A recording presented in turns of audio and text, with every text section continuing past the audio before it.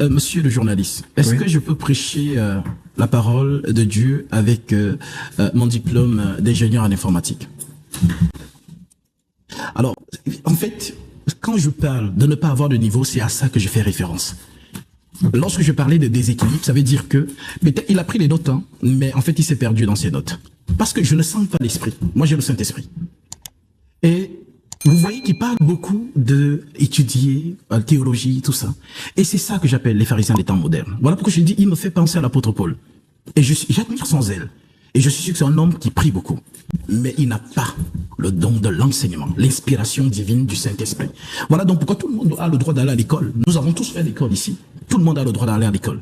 Mais ce n'est pas avec les diplômes que tu vas apprendre, que ce soit dans la médecine, que ce soit justement dans l'informatique, que ce soit dans la finance, que tu vas venir prêcher la parole avec. Non. Donner à César ce qui est à César et à Dieu ce qui est à Dieu. Alors vraiment, Père Ménard, je suis désolé. Je pense peut-être vous n'avez pas l'habitude de débattre. Il faut se comprendre que les débats, c'est l'arène.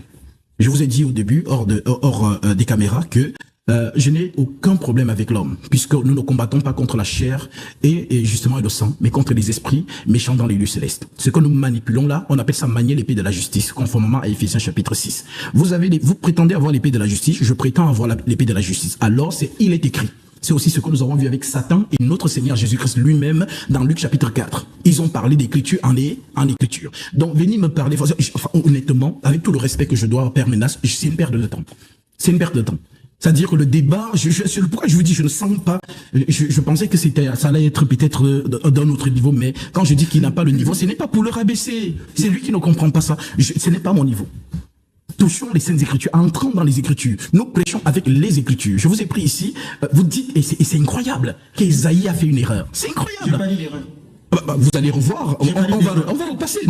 Les caméras sont... Quand il écrivait, si vous ne se rendez pas compte de ce qu'il écrivait. Non, c'est ce que en toute manière, on va rambobiner et ils vont vous donner l'extrait. Je vous écoute très bien. Vous avez dit qu'il a fait une erreur en écrivant la jeune fille et on dit Alma. Vous avez dit ça? Oui, mais alors, ok, bon, de toute manière, c'est pour vous dire que vraiment, Père Ménas, je vais vous donner, parce que honnêtement, il n'y a pas le débat, il n'y a pas de débat. Je vais vous donner un conseil. Vous me faites penser à l'apôtre Paul. Je vous assure. Laissez ces diplômes-là. Intéressez-vous aux saintes lettres apostoliques uniquement. Le Christ dit, Jean 17, 19 à 20, je me sanctifie moi-même pour eux, afin qu'aussi soient sanctifiés par la vérité. Et ce n'est pas pour eux seulement que je prie, mais encore pour tous ceux qui croiront en moi par leur parole. Amen. Corrélé à 2 Thessaloniciens 2,15. Ainsi donc, frères, demeurez fermes et retenez les instructions que vous avez reçues, soit par notre parole, soit par notre lettre. Les épîtres sont là. Vous êtes toujours en train de dire que non, c'est le Vatican qui a compilé les livres. Amen. Comme Nabuchodonosor avait reçu toute autorité sur la terre par Dieu. Donc le Vatican, c'était une puissance. On ne va pas revenir ici sur l'histoire du Vatican avec justement Justilien, ainsi de suite. Nous n'allons pas revenir dessus, mais pour vous dire que laissez un peu de côté vos affaires de théologie, tout ça là. Allons-y dans la matière, les saintes écritures. C'est là où je dis vous n'avez pas le niveau. Aucun prêtre dans le monde ou évêque ou quoi que ce soit ne peut débattre avec moi à la lumière des saintes écritures. Parce que lorsque un enfant de Dieu nous écoute, je vais parler par l'écriture et il dira Amen. Vous allez philosopher, comme vous dites que vous ne suivez pas les saintes lettres, mais vous suivez la didaché. C'est ce que le père Hervé aussi avait sorti, en disant que Paul n'est pas une référence sûre, parce que Paul lui-même doutait de ce qu'il prêchait et que voilà pourquoi il est venu demander les certitudes en revenant justement à Jérusalem pour rencontrer les colonnes. Donc vraiment, je suis désolé, si je vous ai indexé, je vous demande pardon. Mais franchement, vous avez donné un 5e temps de parole. C'est une perte de temps. Voilà, vous avez donné un 5e temps de parole, vous avez droit aussi à un 5e. Et bien sûr, Père. Très bien, monsieur Granier, merci beaucoup. Alors mon frère, comme vous avez vous-même dit, ce n'est pas de votre niveau. Parce qu'ici, nous sommes sur orthodoxie. Nous ne sommes pas sur Alléluia, Matthieu temps. Et je voulais vous dire que la théologie, elle est née de la Bible. C'est la théologie, on ne peut pas apprendre la théologie sans avoir étudié la Bible. Vous avez une Bible que vous avez ramenée de Louis II, qui n'a que 66 livres, alors que vous dites que toute écriture est inspirée de Dieu. Vous avez mis les 73 livres où? Parce que là-bas, la vraie Bible a 73 livres.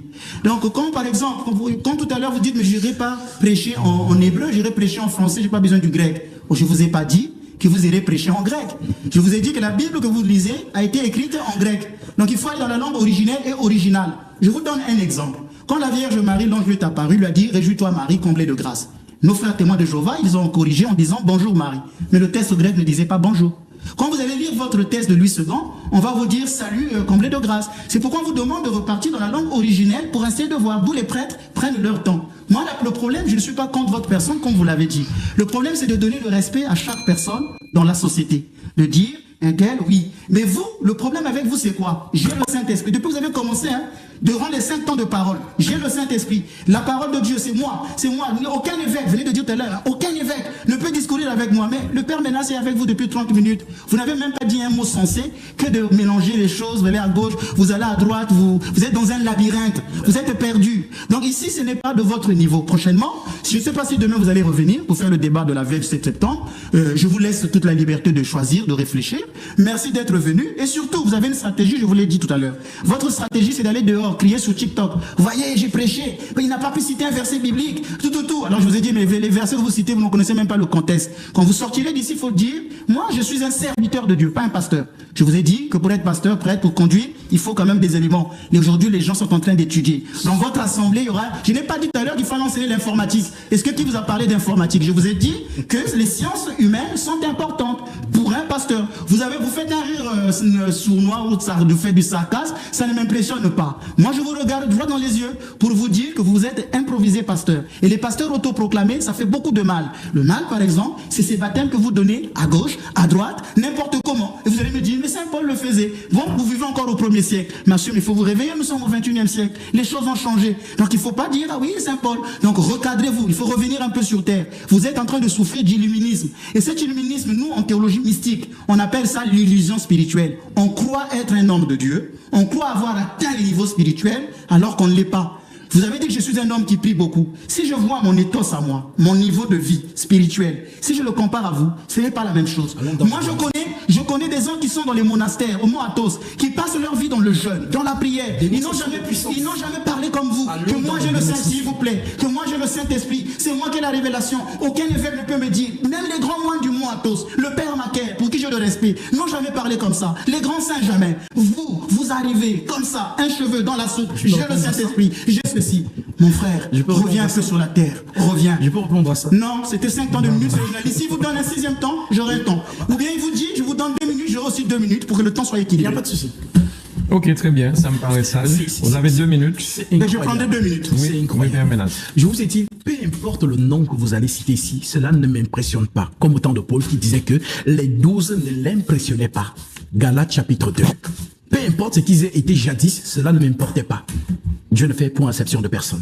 Vous avez parlé ici des grands moines. Allons dans la démonstration de puissance, tel que Paul le dit. Le royaume de Dieu ne consiste pas seulement en parole, mais par une démonstration d'esprit et de puissance. Lorsque je dis que vous êtes un homme de prière, c'est un peu comme ma mère, qui a été dans le Vatican. C'est une femme qui priait beaucoup, la Vierge Marie.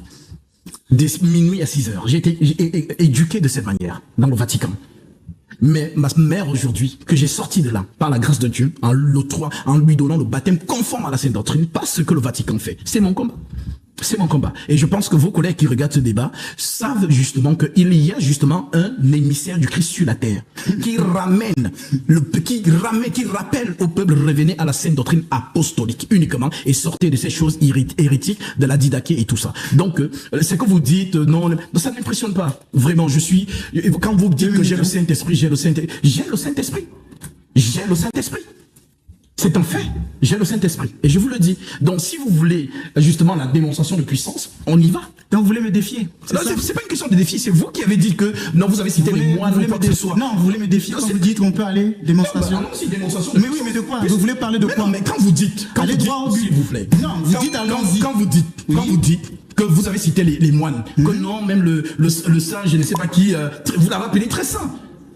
Mais je vous assure. Bon, voilà, 2 minutes. Non, parce que tout à l'heure, j'ai vu votre action de corps, la puissance du Saint-Esprit. On peut aller. Non, mais s'il vous plaît. Oui, je vous ai justement. C'est pourquoi je vous ai dit, vous voulez me défier?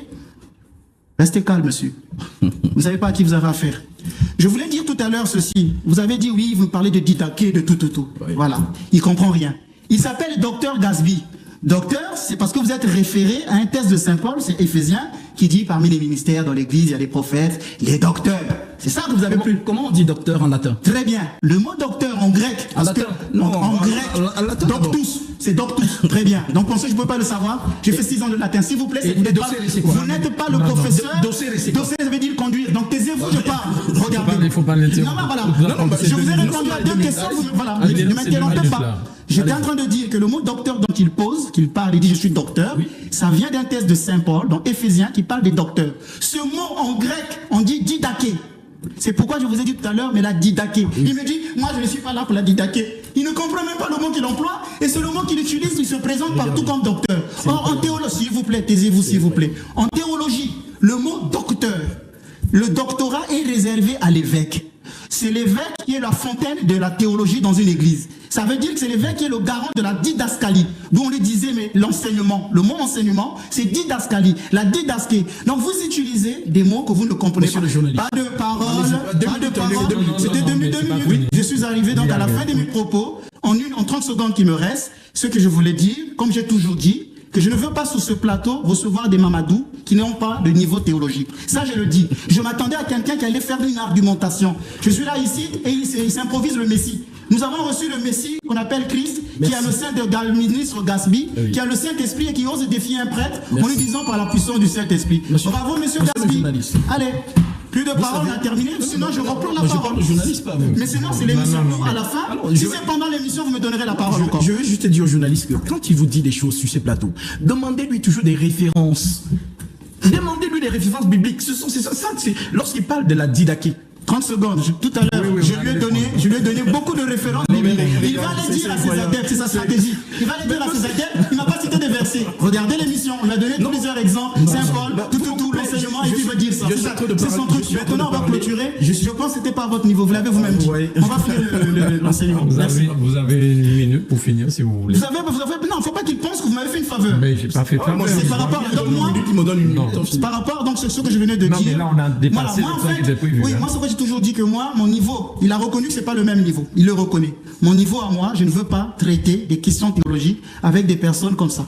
Je n'en veux pas. Sur ce plateau, je n'en veux pas. Point barre. Il n'a pas le niveau. Merci. Je termine aussi les 1 minute.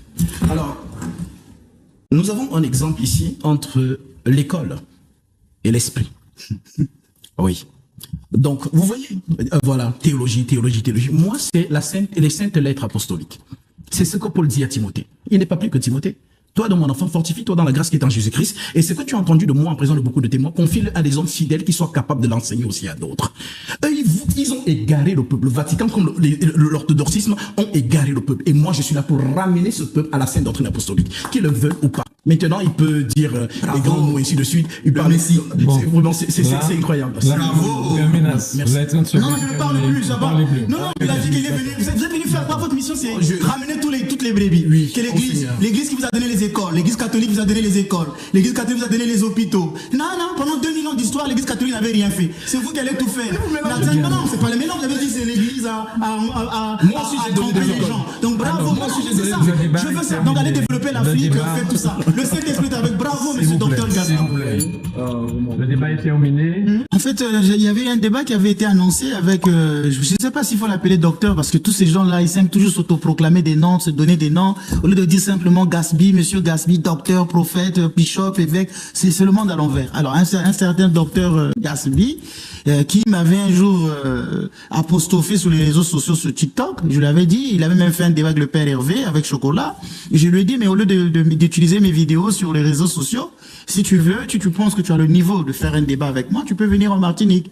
Et il était venu ici pour faire des baptêmes, parce qu'il baptise partout, sans qu'il ait des paroisses, il va baptiser là, il part, les Sévillans qu'il baptise, il n'y a même pas d'église pour les accompagner. Donc c'est lui qui vous a proposé ce voilà, il a dit que moi parce que c'est lui qui a commencé à me titiller sur TikTok. C'est là que je dis, mais mon frère, on ne fait pas ça. C'est pas normal de prendre mon image, de faire ça sans avoir écouté ce que je dis. Donc si comme tu penses que tu es un sachant, tu peux venir sur le plateau. Et puis finalement, il a accepté de venir faire le débat. Et vous avez vu que quand il est arrivé pour faire le débat, je me suis rendu compte que c'était un mamadou. C'est-à-dire quelqu'un qui n'a pas fait des études de théologie. D'ailleurs, il a lui-même dit ça ici sur le plateau, que moi, je n'ai jamais fait des études de théologie. J'ai vu ses lacunes. Alors j'ai dit, mais moi, sur ce plateau, je cherche à élever le niveau. Je ne veux pas des gens qui viennent me dire, Matthieu, Luc, 1 Corinthiens. Nous tous, nous avons lu la Bible. Je voulais des gens qui élèvent le niveau.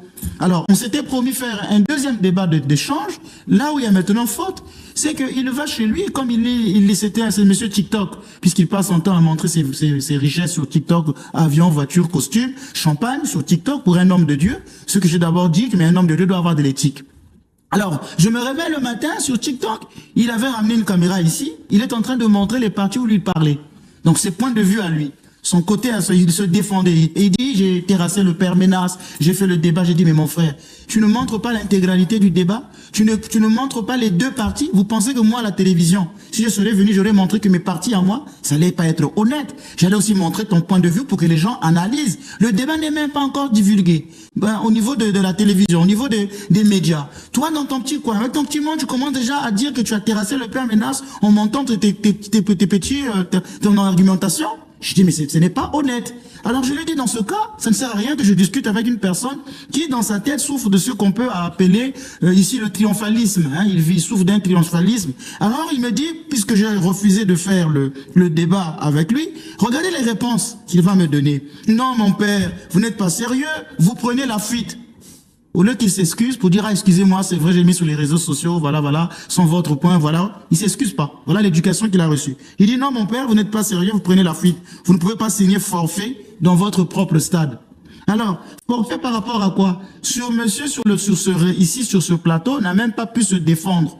On se sent que son argumentation était stérile. Vous avez vu qu'à un moment même, il voulait utiliser ses pouvoirs magiques en disant sur le plateau, j'ai la puissance, je vais faire ceci. Et je vais ramener à l'ordre. Il prend ça comme étant un combat sur votre propre stade. Deuxièmement, il va dire, bon, vos supporters se rendent dessus. C'est comme si moi je venais ici pour ma propre gloire, quoi. Vous avez senti la force de frappe du Saint-Esprit. Vous avez senti la force de frappe du Saint-Esprit. Et d'ailleurs, sur le plateau, il a dit qu'il a l'Esprit Saint. Il n'a peur de personne, il est au-dessus des évêques. Il dit, dans tous les cas, merci, c'est le Seigneur qui gagne dans la vraie église apostolique. Et là, il va faire encore une autre boutade. Regardez le personnage. Je prierai pour vous, Père Ménas. Je vous exhorte à quitter l'orthodoxie et le Vatican. Rejoignez-moi dans la sainte doctrine. Je vais moi-même vous baptiser de mes propres mains. Vous voyez la prétention de l'homme?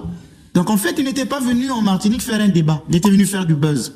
Son but à lui, c'était de chercher à faire le buzz. Il aime ça. Il aime se nourrir du buzz. Donc voilà le profil que les fidèles suivent. Un homme qui est totalement orgueilleux, un homme qui n'a pas de connaissances et qui passe son temps à ne chercher que le buzz. Voilà les vrais hommes de Dieu d'aujourd'hui que les gens recherchent.